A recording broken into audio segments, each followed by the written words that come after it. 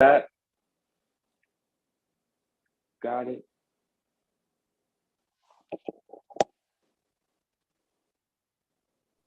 Got it.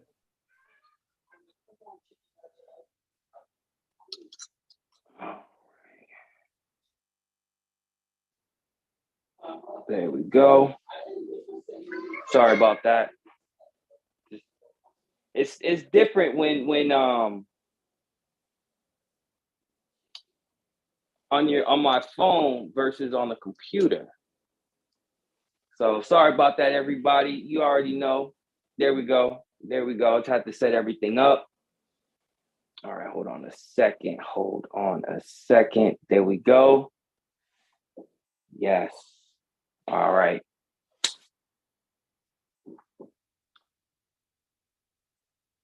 All right. Can you hear me, sir? Indeed, I can hear you. All right. All right. There we go. There we go. Sorry about that, everybody. We're just waiting a couple seconds. I just want to make sure we get some people in the chat. But like always, you already know, it's Aaron Casey. I want to know how y'all week's been since last week. Y'all see we have a special guest right here. We have our first guest of the year. But we're definitely going to get more into that. Again, we're just going to wait a couple more seconds. So we can get a couple people in the chat. And hold on. All right, there we go. All right, all right.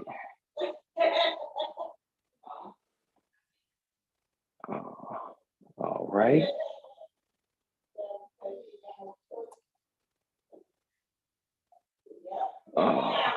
Okay. All right. There we go. Enough waiting. I just want to say, everybody, thank you guys for stopping by, hanging out with me again. You already know it's Friday Eve. But if this is your first time tuning in, this is What's Up People News.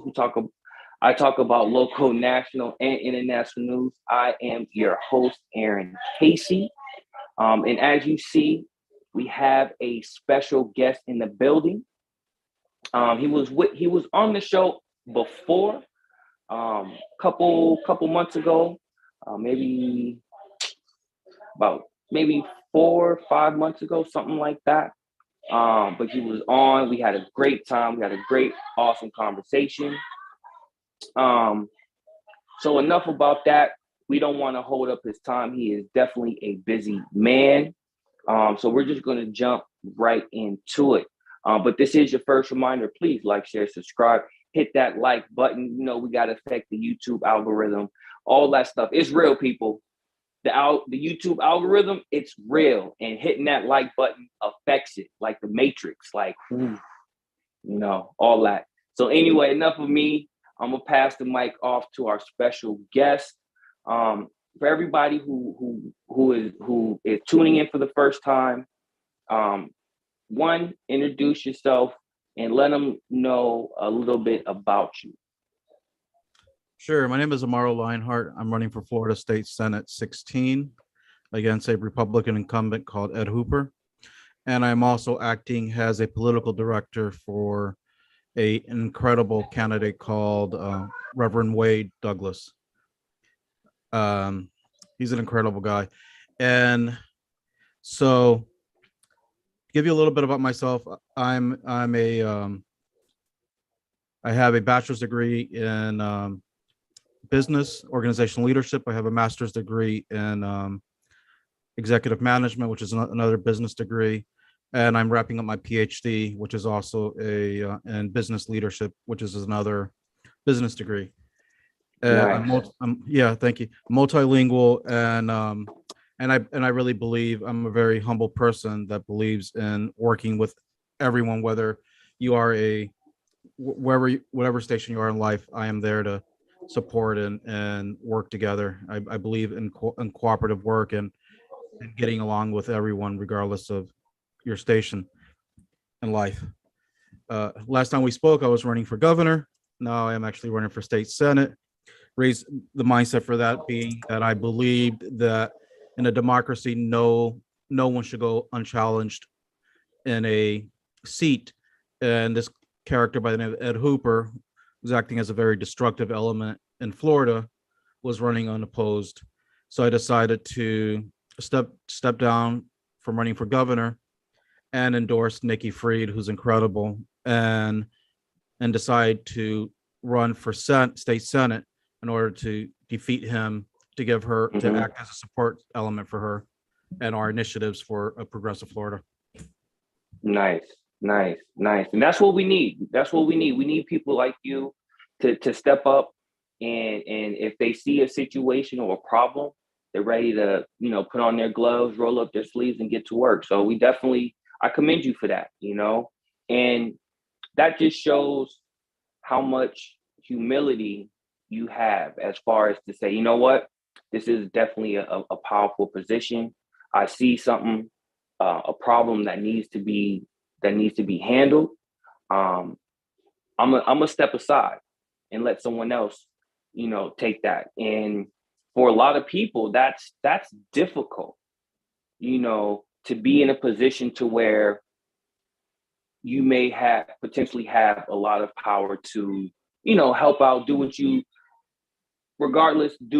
think is right, And so to say, you know what, I need to go fix that problem first, because that problem is just as important as the governorship, So to do that and to, endorse somebody else, that is definitely commendable, And again, you did that because you've seen a problem.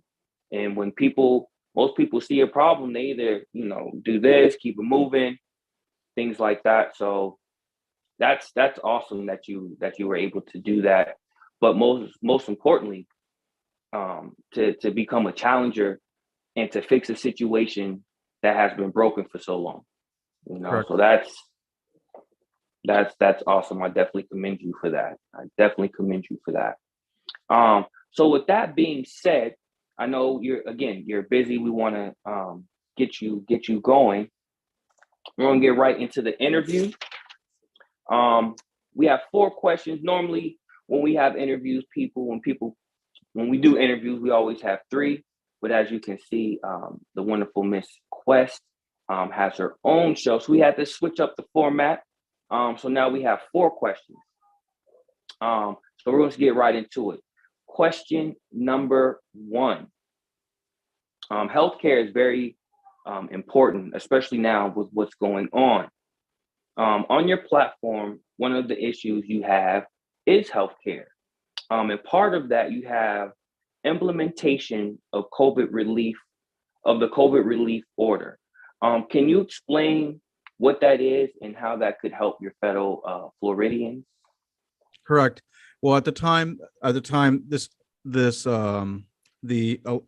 has to be a little bit corrected, but we will push the democratically elected governor come November towards adapting a lot of these initiatives that through the state senate. I'm sure she or he, whether it's Nikki or Charlie, I believe either one will actually be on board and actually implementing our COVID relief provisions. A lot has to do with providing people with relief. We know that the pandemic has caused it has been very destructive to the economy, and it has really devastated households. So providing basically a UBI to families, I think would be is a great start to actually helping people recover from pandemic. $500 is a test. We want really what we really want to push for is about $2,000 a month. So we're going to see what we could push through the Florida Senate and the House. But I really believe a great starting point is $500, and then continue to bring that up in terms of a universal basic income for Floridians to recover from the pandemic. And of course, that's a health issue because a lot of families can use that towards maintaining a healthy lifestyle and getting the medications they need. Of course, we're also going to tackle that. I'm sure you're going to bring that up. So I got a little ahead of myself there. No, go right ahead. Go right ahead. Go right ahead. Yeah. So that $500 is just a straight. It's a non-rollover credit that will actually help people. Um, it's meant to help working class individuals earning about less than $100,000. But obviously, there's a lot of things we need to do to be more inclusive. But that's just a start to help basically the people that need it the most, instead of just throwing out money to rich people that obviously they don't need it and they already get handouts Right. in terms of corporate welfare.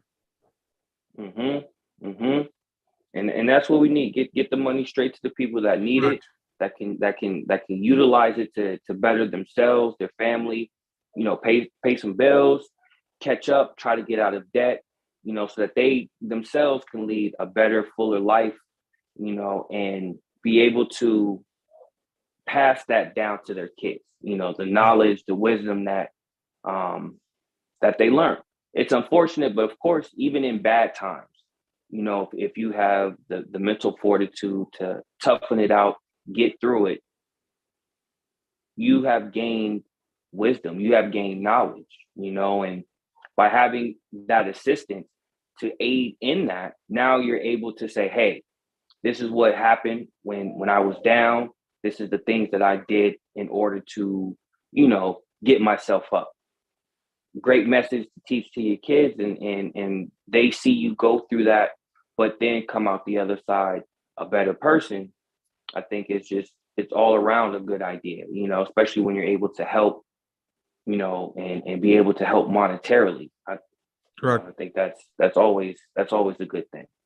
And it's something All also that right. can be used to cover copays and until we could actually finally get rid of them and actually pass a universal healthcare initiative. So it's kind of something, like I said, like we mentioned, to help families through this difficult circumstance. Mm-hmm. And it's going to be a long process for recovery. I mean, as we know, this Mm-hmm. pandemic, in terms of healthcare, has showed us how important and critical healthcare is. It's Yes, it always been has. important, but it's definitely something now that when we say healthcare is a human right, we're no longer considered on the far extreme left. Now it's actually everyone's starting to realize how important critical healthcare is. Mm-hmm. Mm-hmm. It is. It is. All right. Moving right along. Question number 2. Inflation is on the rise nationally, and the unemployment rate is at 4%. If elected to the Senate, what are some of the plans you have um, for the Florida economy to help bring down unemployment in your state and to help people make money, as well as small businesses? Correct.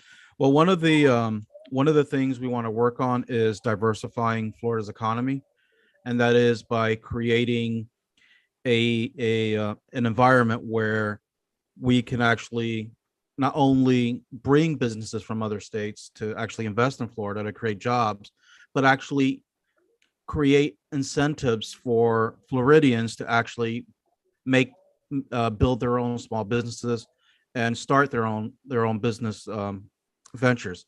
So we're going to we're going to create a bunch of grants. We're going to create a $1 billion entrepreneurial fund, which will allow people to achieve the American dream, to be able to own their business and be able to empower themselves. This money is not going to go to billionaires. It's going to go to working class Floridians who want to basically step up and start their own small business and actually hire people. We know that 70% of all employed people are actually employed through small businesses in the country. So by creating more small businesses, we're going to start lowering that unemployment. And also a really cool thing is that we know in terms of the inflation is a lot. I know I kind of have to be careful what I say here, but because I don't want the stream to get taken down. But a lot of that inflation seems to be, artificial, and the sense that there's a lot of corporate greed involved. And I believe by finally actually taking on these corporations and removing all of the welfare that we give them, we're able to actually then direct that money to the people, and then the people could actually now invest in their communities. I think that's the most important thing, how we lower inflation, how we lower unemployment, and we could actually get people to work and actually empower communities by actually investing in those communities. I think that's the most critical aspect.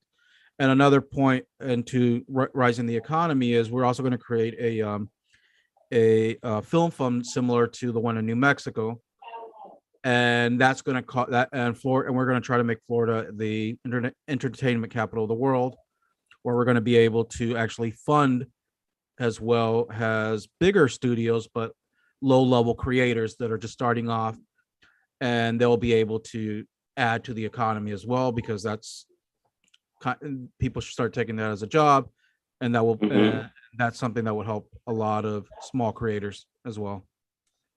Right?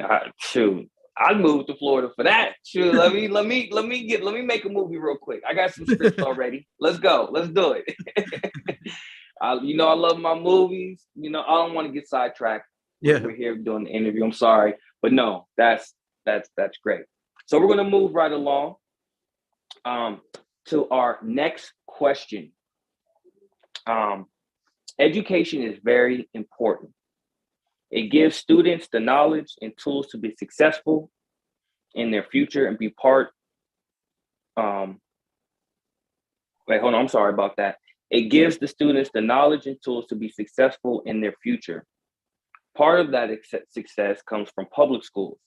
Public schools have been getting a beating over the decade with their funding being stripped. With that being said, what are your thoughts and plans to help public schools and public school teachers? Correct. One important thing, if you can see on once everybody gets a chance, they can go check out on my platform, is that we want to peg the teachers' pay to the inflation and the local cost of living, which means that teachers' salaries are underappreciated and underpaid, and we really have to start giving our appreciation for the people that actually educate our children and educated us to become the people we are today. They are the most, I think they are the unsung heroes of our country.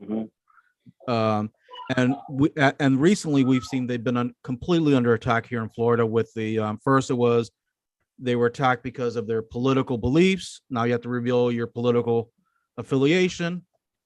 And now they're being attacked because of who they love and who they are, with the "Don't Say Gay." So now you're seeing teachers being attacked on every front.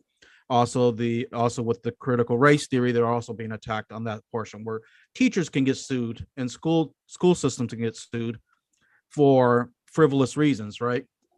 Because somebody's feelings got hurt because they learned about an injustice like Rosewood or a massacre that occurred, and they saw their grandparents were part of that on the bad part. So now they could sue the teacher for teaching a hard reality, a truth, and now they could sue the school. The issue with that is you're taking money away from the students. It's the same way with we're gonna jump kind of a little to the size, the same way with qualified immunity, right? How cops are protected from frivolous lawsuits. Teachers should also be protected from frivolous lawsuits. So teachers should have a form of qualified immunity. And I'm going to make sure that teachers have that when I get to the Senate. But definitely, I'm going to be there for teachers, and I'm going to fight for teachers and making sure that they actually receive a living wage and a salary that is actually dignified of their service to our community. Now, when it comes to education to our kids, I'm actually a person that believes that every high school student, when they graduate, should graduate with a certificate. So every student should qualify with some type of certificate and a trade certificate, to be exact. So you'll be able to, once you go to high school, you'll be able to graduate as a electrician or plumber. And actually, we're gonna push initiatives where you actually mentor and actually have job placement. So not college is not for everyone. We know that, but at least we're not going to set up our students to fail. So when they graduate high school, they're going to graduate with something. They're going to graduate with some type of high school. They're going to graduate with a high school diploma and a trade certificate, whether it's in Mm-hmm. computer science, whether it's in IT, or whether it's in welding. It's going to be something that's they're going to earn 20, 30, 40 bucks an hour, a Mm-hmm. living wage, Mm-hmm. be able to deal with the inflation issue. Because Mm-hmm. we know education is the great equalizer to defeating poverty. So if we can start opening doors for students so they can actually break that chain, then we'll be able to actually make such a great impact that our economy is going to start going on the plus size. Mm-hmm. Another aspect of education is I'm going to make sure once I'm in the Senate, this is one thing I'm going to fight for, is that universities and college do not hold transcripts hostage, especially if you're going to get a job. You imagine that there's so many people that for whatever reason the university's holding their college transcripts hostage and they can't get a job because based off of that. Mm-hmm. So one Mm-hmm. important thing is we're going to make sure that that's banned and they can't do that. So that's a way of keeping people in poverty. And another aspect is also to of that is also to see if we can work on some type of student loan forgiveness for Floridians here. Sorry about that. I It's all got right. I got interrupted. People calling my phone, knowing I'm doing the show right now. I apologize about that. But continue finish on the last point, man. Technical Thank you. difficulties, y'all. Yeah. So basically, I'm going to push through with hopefully with the support of our Democrat governor that we get now in November.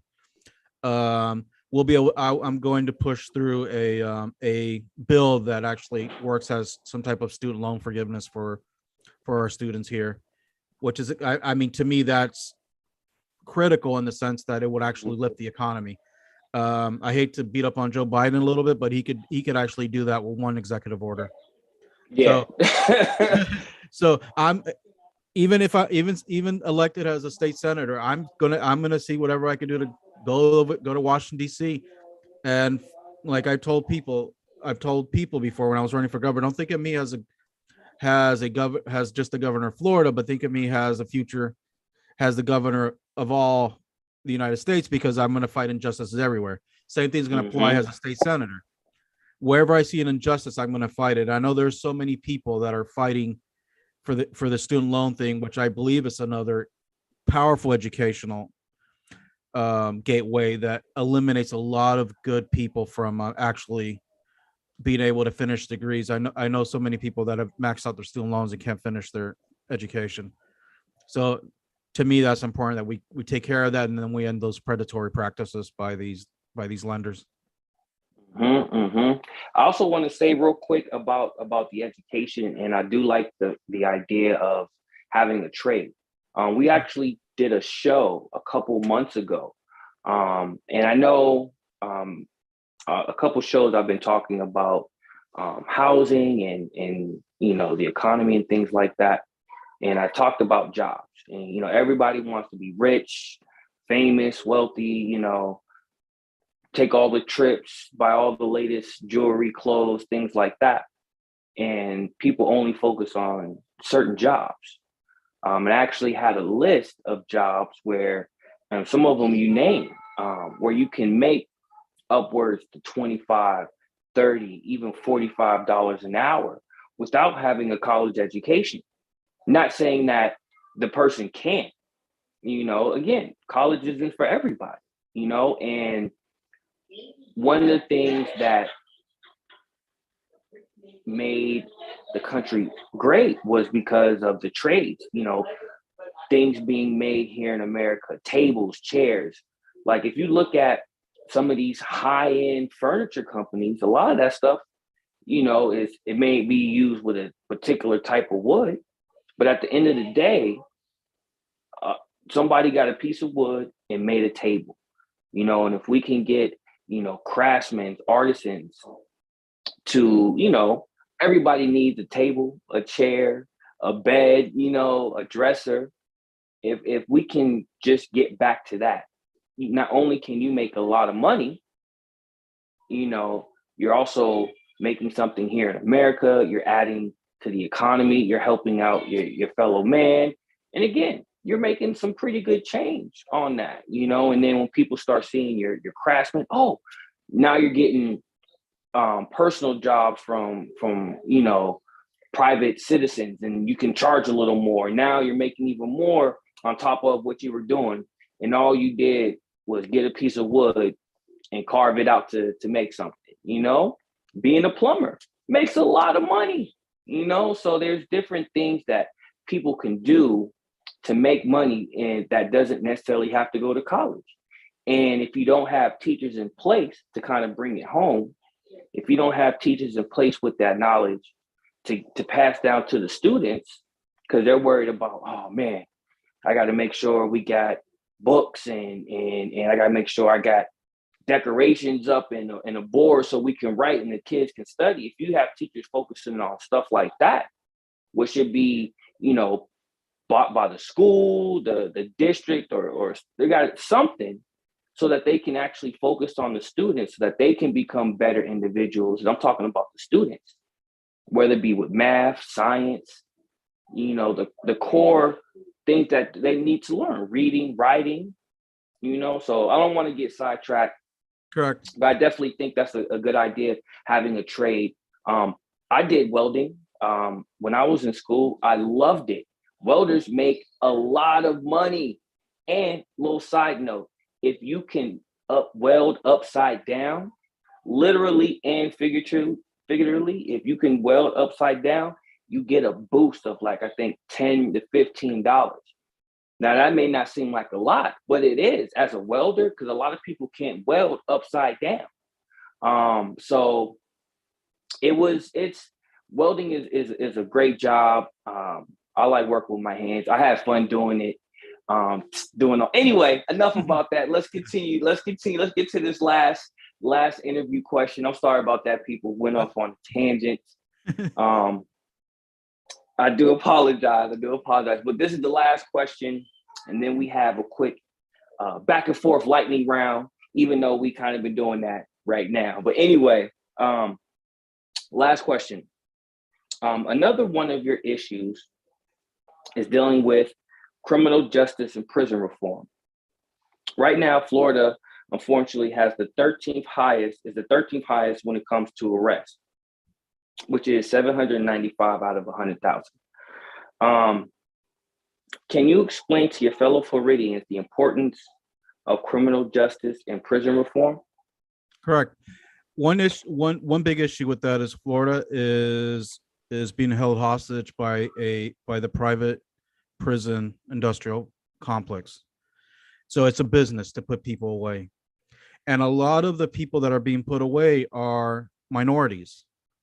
So in essence, minorities are being locked away, and a lot of them are being forced into forced labor.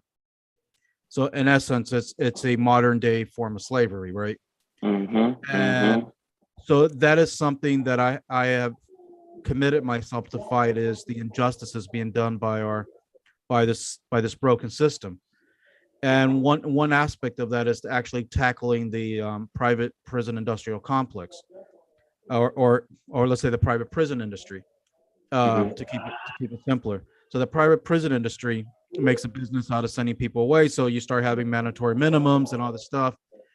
And one great example, this was a man who actually stole about $15 worth of phone chargers. And this is where it becomes important. Those $15 worth of phone charges equated to about 5 years in prison. Wow. Ridiculous. So those 5 years in prisons, I mean, I'm talking about pre-COVID prices, but it's about $60,000 a year to keep somebody put away. Wow. And that times 5, we're probably talking about a couple $100,000. But unfortunately, this man was beaten to death by a prison guard. So he received a death sentence for a $15 theft. Now, one thing we need to start doing is we start holding prosecutors accountable for overcharging people and sending people away for ridiculous amounts of time. We also need to decriminalize addiction. That's extremely important because it's going to start giving people back their lives. And I'm also Mhm. going to press whoever becomes governor. I'm going to press them to actually pardon every single nonviolent drug offender in the state. I really believe that a lot of youth are now, because it goes back to the poverty question, it goes back to the education, everything is tied in together. Even this Mhm. criminal thing. If you get convicted of a drug charge and you want to go to college and you apply for financial aid, one of the questions on the financial aid question, one of the questions on there is they're going to ask you, have you been convicted of a drug charge? You say yes, your application is automatically forfeited. You say no, and they will run your record and they will eliminate your application. So the fact is, now we created a poverty, a basically a sphere of poverty around this person that they could never get out of. They can't get an education because education is a business. So that all ties into the criminal justice system being broken. So Mhm.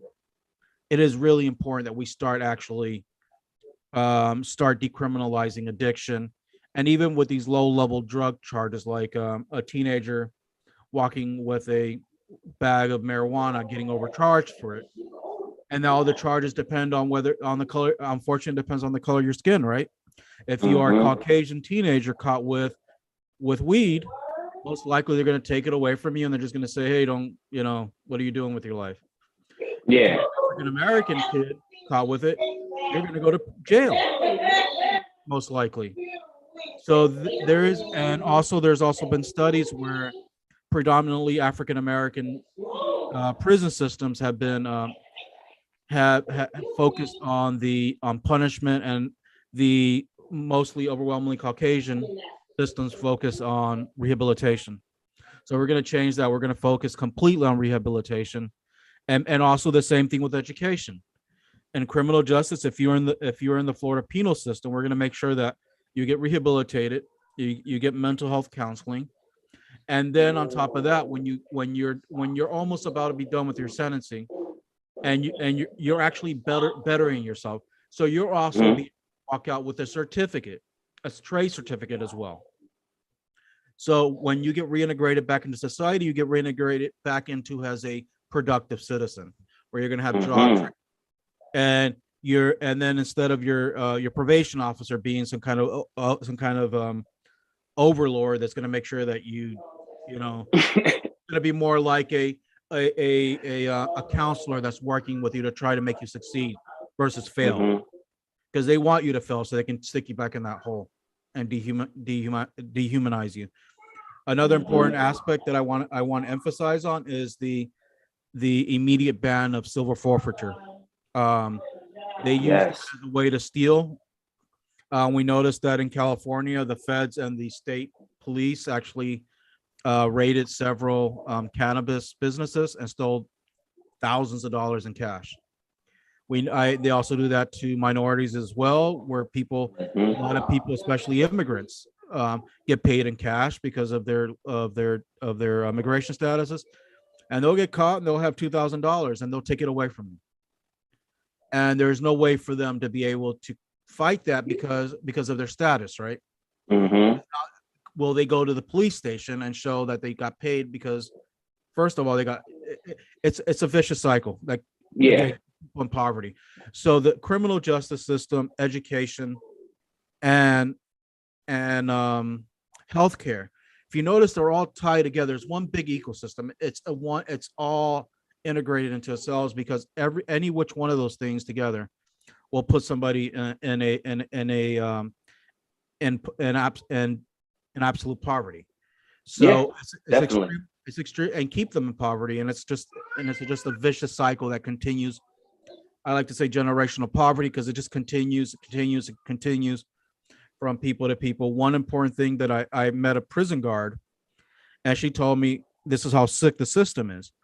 She said that she knew people that had um, family members that were in prison. So in other words, if somebody was going to see their grandfather was in cell B, their uncle was in cell C, their dad is in cell D, and their nephews, it's telling you that the system is broken when you have entire Yep. family being put away. And so again, it boils down to education, and it boils down to starting to helping people make the right decisions, and that has to do with mentorship, especially at the grade school level, and something we're going to focus on. And people who are older that made mistakes, we're going to make sure that we focus on rehabilitation.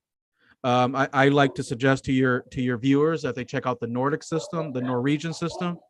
That is a system that I'm going to push for here, and it has the lowest recidivism rate in the world.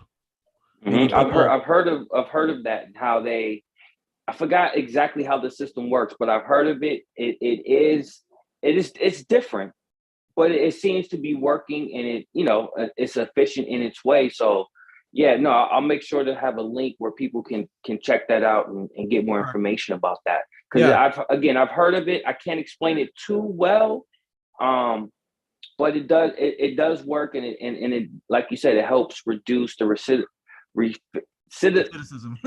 yeah, that word, it reduces that. So no, definitely, people, y'all got to definitely check out the Nordic system, and I'll make sure to find a link so you guys can check that out for yourselves. So yeah, definitely do that. Correct.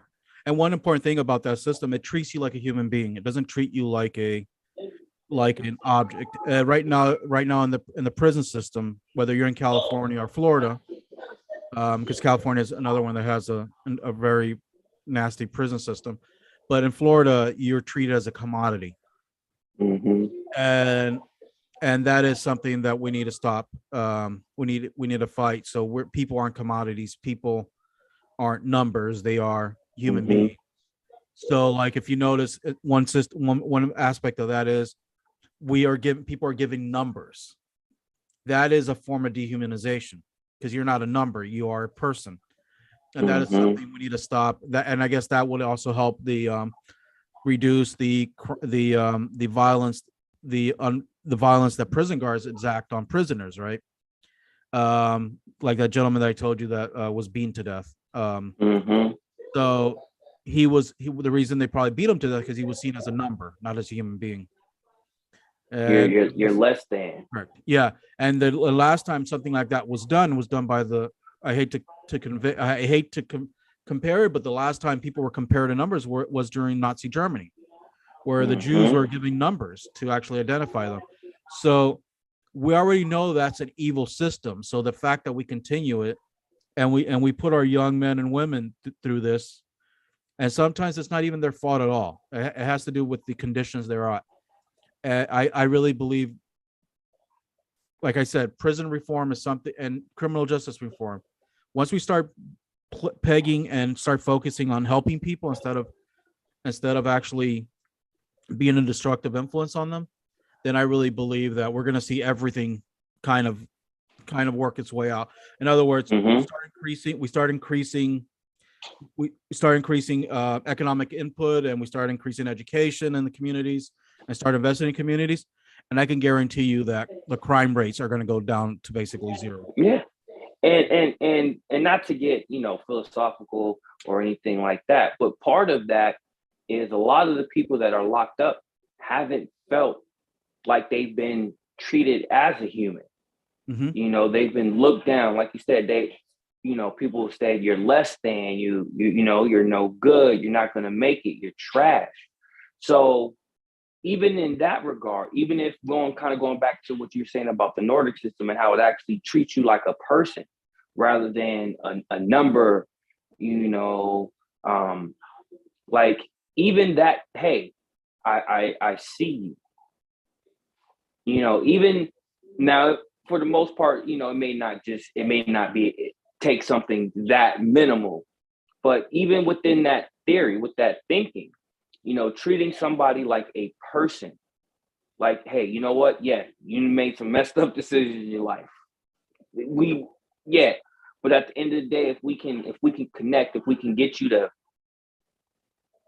change that and treat them like a person, that may have an astounding effect on an individual, or maybe even just the thinking may have an effect on the population. Like, you know what? We're not just numbers, and not to get philosophical or deep, but it is true. Like, we are people. They are people. Unfortunately, they've made some bad choices. But I guarantee you, if you go through each person and talk about their background, single parent home, the dad was locked up, both parents, but they couldn't find jobs.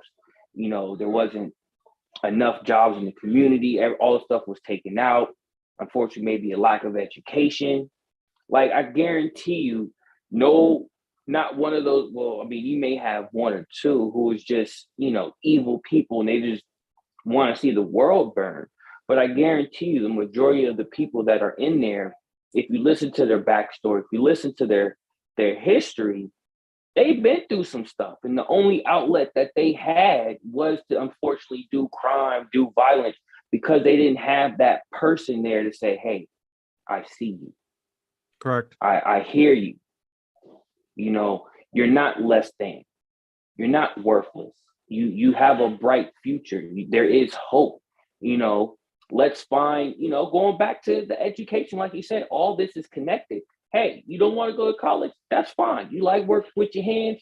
Let's look at being, working, being a woodsman, working, making, furniture, or let's look at welding, or let's look at HVAC. Shoot, you like to paint? You an artist? Like they probably didn't. No one said that to them, and when people did, they always said negative things. And as a kid, hearing, "Oh, you're nothing. You're this. You're that." As a kid, they internalize that. Correct. They take that to heart, and then because they're so young, their mind isn't fully developed. They don't know how to process that. They just know what you said hurt them. And then you're thrown to the You're wolves. not exactly, you thrown to the wolves. So even in society, just again, not. I'm sorry. It's that's just a big thing for me. Like, just being able to be treated like a human, to have that reciprocated. Again, regardless of color, nationality, creed, we are all individuals. We're all people. Exactly. And we have to treat one another like that. If we have confrontations and discord, yes, let's just talk it out. Let's talk about that. Why? How do we get to a middle ground? Exactly. Even if we agree to disagree, it's just like, I feel like just having that humane, being an individual is I don't know, it's just crazy right now, but we definitely need more of that. Correct. And it's, yeah. So I'm sorry everybody. I didn't mean to get take it that way, but I agree with all of that though. It's the truth. Well, thank you. That ends the interview portion of the show. We have some quick questions. We're going to take it back to how Lana used to do it. I don't have 10 questions. I only have 4. So because of that, we're going to do something a little different. I have 4 questions ready for Mr. Amaro. He's going to answer them, and then I will go back and answer them as well. So again, there's 4 questions. Question number 1. This is a simple one. What's your favorite animal? Boom. Lion. Lion. Boom. You can't. That's the fighter right there. There it is. There it is. A lion. Okay. Question number 2. This is a good one. And everybody out there, I hope y'all listen. This is a good question. What's your favorite movie?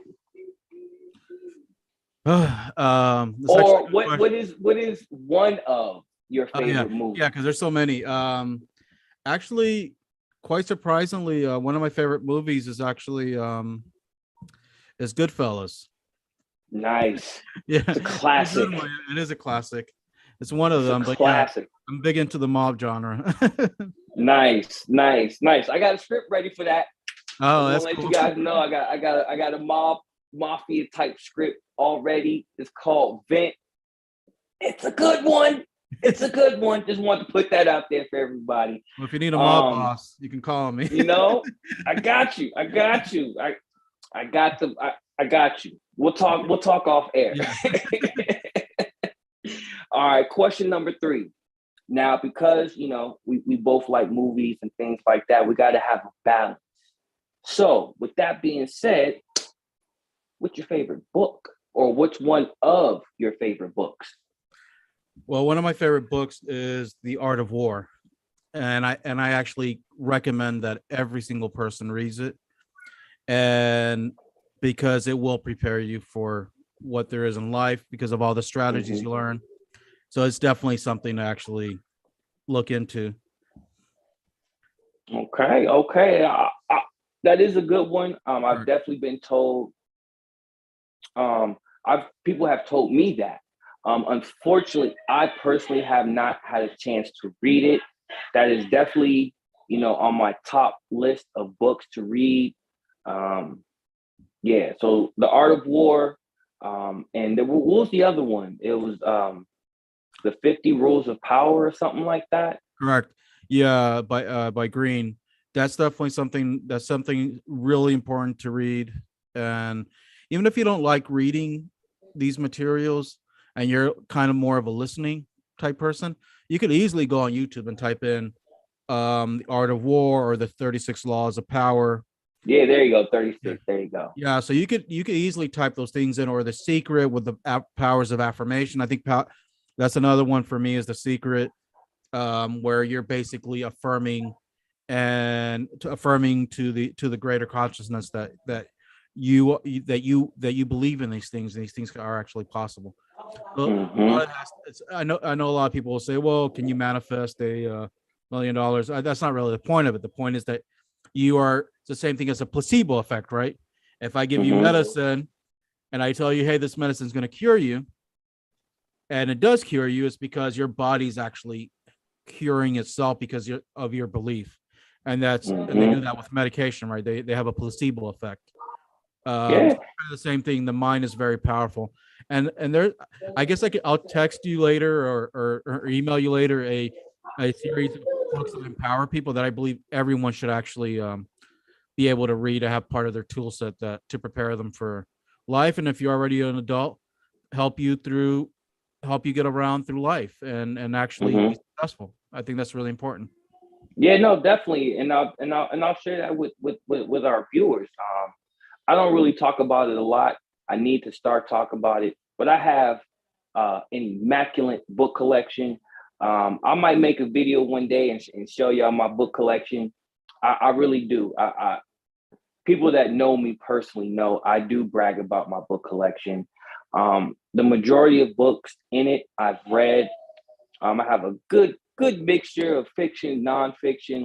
I love my book collection, so I'm always adding to it. So please send me that list, and I think I'll make a video one day, just showing you guys my book collection. I love it. Oh, sorry Go ahead. Sorry to interrupt you there. One quick thing on the book collection. Now that you mentioned books, I actually finished reading and was asked to do a pilot for a TV series based off Judgment Days. Oh wow. Yeah, it's about Martin Luther King and Lyndon B. Johnson. So it's actually something I'm actually working on, as well as this campaign thing. So I'm actually writing a treatment and a pilot. I'll share that with you. I'll share that. Yeah, we gotta talk about that offline, yo. Correct. That's awesome. That's awesome. And that's also hold a book. on. It's by Coates. Yeah. It's by okay. Yeah, definitely. Yo, see, this is why we do interviews, people. That's awesome. So this is the last question, and after you answer this, I'm gonna go through really quick, give you my answers to these same questions, and then we can end the show with you giving some people some information on how to reach you, and things like that. So the last question is, being from Florida, have you ever encountered some wild animals, alligators, crocodiles? And if so, what happened? How did that encounter go? All right, everybody knows Florida's pretty crazy when it comes to wildlife. So I've encountered wildlife of all kinds: alligators, raccoons, possums. You'll just wake up one day and you'll have a lizard on top of you.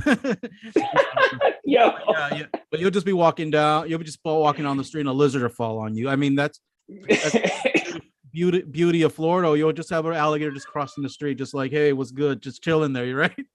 Right? Yeah. So I'm actually a wildlife photographer, so I actually spend a lot of time with wildlife. Um, so yeah, I mean, here in Florida, I mean, I'll share a creator with you later that just has made an entire entire TikTok stick off of what the crazy animal things that happen in Florida. But yeah, I mean, just today I went to the pool and there was a snake in there and I fished it out. so Wow. so yeah, it's a place where there's a lot of wildlife, and I think I think we seem to have a lot more visits from our friend, or our critters from other people. But yeah, they can get pretty comfortable because you'll be walking in a park and there'll be a gator just sitting there, just posted, just chilling, just like, Just hey, hanging out. I'm doing me, like. And same thing with the raccoon and Yo. squirrels. We got some crazy squirrels over here that'll just take food out of your hand. You're eating a sandwich, they're gonna, hey, I want to bite. Right. Yeah. So, but yeah, definitely. I mean, definitely the crazy encounter I had with an animal was like a raccoon that actually, oh, not a raccoon, sorry, a squirrel that I saw me don't mess with eating squirrels. a squirrel that saw me eating a sandwich and actually just crawled up me and just tried to take a bite out of my sandwich. Nah. I don't mess with squirrels, man. Them things is evil. Yeah. Maybe chipmunks, because I like Alvin and chipmunks, maybe, but squirrels, nah. I don't mess with squirrels, man. Them things is nah. Remind me of an episode of Hey Arthur where he saw a horror squirrel movie and the squirrels was attacking people. Yeah. Nah, I don't play like that, man. I don't play like that. Squirrels, nah. Y'all be cute and cuddly away from me. I'll walk you through the window. I may take some snaps, but I don't mess with them. Yeah. I'm with you. True. Evil. Yeah. But okay, we're gonna round this out. We're getting to the last little bit. Thank you everybody for sticking with us for so long. I appreciate you guys. You guys are awesome. Let me answer these questions. He's gonna give you some information, and we're gonna close out the show. So my favorite animal, I like dogs. I'm a dog guy. I do like cats. I got a cat now, but I'm a dog guy. I like the roof. Dogs are awesome. They're the best. Second, my favorite movie. One of my favorite movies. I have a lot of favorite movies, but the one that's coming to me right now is Barry Gordon's Last Dragon. Bruce Leroy, Show Nuff, classic. I love it. It was Vanity was in it. It was his brother was dancing. He got out the ropes. He was break down, get free. So anyway, that's one of my favorite movies. Barry Gordon's The Last Dragon. If you guys haven't seen it, y'all need to. It's a classic, y'all. Wow! All of that. My favorite book.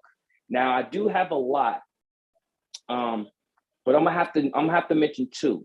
One of them is the book on the Doggone tribe. It's a tribe out of Africa, and there was these two German scientists, and they went to the tribe and they were studying them. Come to find out, they charted out Sirius satellite A and B, and that's like stars all in the sky and stuff like that.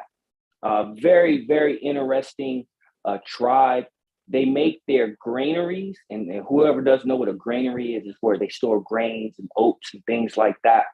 But they made the granary to represent how life is born through a lady's womb. Like they got different sections that represent the different stages of life it's crazy. Like, y'all definitely need to check them out. It's called The Doggone Tribe. They're in the Congo, South Africa area, lower Africa.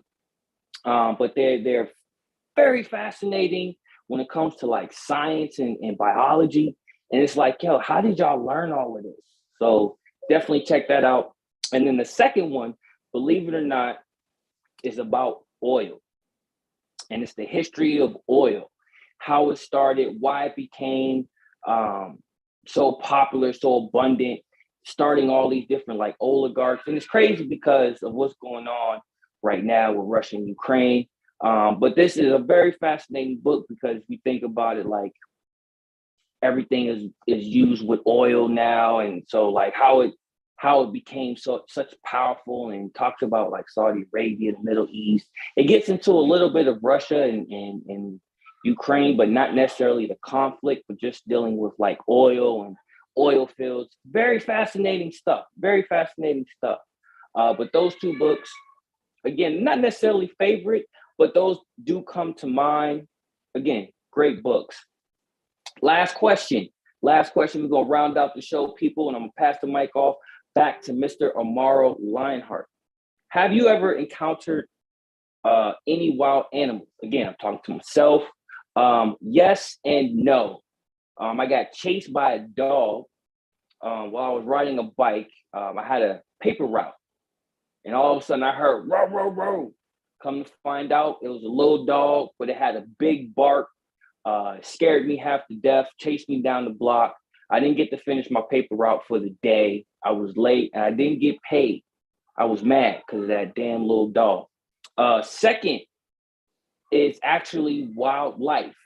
So back home, I was going to the grocery store to get some snacks because I wasn't close to a corner store. Anyway, I was going to the grocery store to get some snacks, people. Okay. And I got attacked by a bird. Bird was pecking me on the head. Apparently there was a bush, and in the bush was a little bird's nest. I ain't know. I wanted candy. I had sweet tooth. That was it. Bird was pecking me. An old lady saw across the street. She literally, I lie to you not, she literally walked across the street to tell me, hey, there's a bird nest right there. You need to watch out. I looked at her while the bird was pecking me because it would peck, fly away. She would talk. I'm trying to I want to be courteous. I'm not rude. So I see a lady coming. I stop and talk. Bird pecked me. She want to tell me, hey, there's a bird's nest in that. You need to move. I'm like, lady, I was doing you. Anyway, yeah. So that's my encounter. 2 encounters with nature and wildlife. No squirrels though. I don't mess with squirrels. But anyway, that's the last of the show. I will pass the mic off to Mr. Amaro. But before you give us your social medias, with everything that we talked about tonight, what's the one thing that you want the viewers to take away from tonight? What's the one thing that you want them to take away from tonight about you, whether we talked about it or not? What would you like for them to know? I want them to know that they and me, I'm going to share all my contact information, but in me, and you can actually, if you go to my website, you'll be able to see it at lionheart2022.com. Mm-hmm. So you'll be able to see my contact information. That's actually my actual real contact information. So please feel free to contact me, whatever the issues are. And you have a friend over here in Florida, and one that will fight for you across state lines.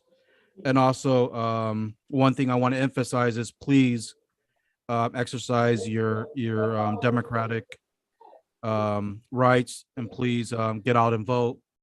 Don't take this election cycle for granted. Democracy is literally on the line here. I don't think we've ever faced dark forces like this before. So it's really important that everybody gets out and vote and support our Democratic candidates. Awesome. I'm with that.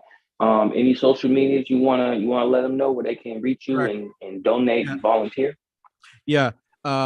My website is lionheart2022.com. You can go there. It's getting updated right now. It has my contact information, has the issues, some that we discuss, a little other ones there that we haven't. Awesome. All my social media is on there as well. So you could also check me out on Twitter, which is Amaro_Lionheart.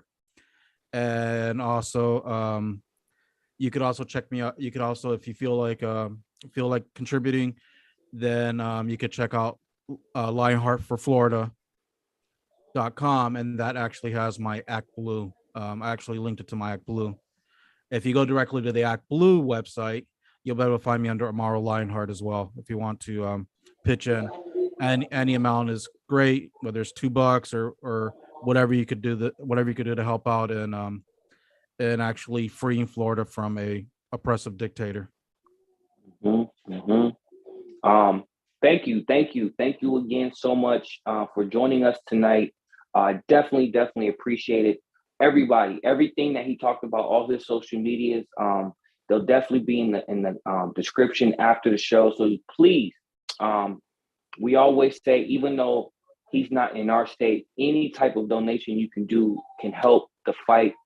We definitely need more people like him in office, whether it be in the Senate, House, or even in your local district. One thing that I always say, if you want immediate change, if you want to see change right now, the best elections are your local elections. That's where you'll see the change that will affect you, your family, your loved ones, and voting for somebody that's for the people, that's willing to fight. Mr. Amaro is definitely one of those people. We talked about it earlier in the show. He's seen a situation that needed to be fixed, to be resolved. He stepped aside and took the initiative to fill that. We definitely need people like him himself in office. Like you said, he's willing to fight for you. He's not going to back down. And that's what we need right now. We need people who's willing to fight, who's not going to back down. And again, even though he's in Florida, you may be in a different state. I'm in a different state. Do what we can to support the people that care for us, that's willing to fight for us.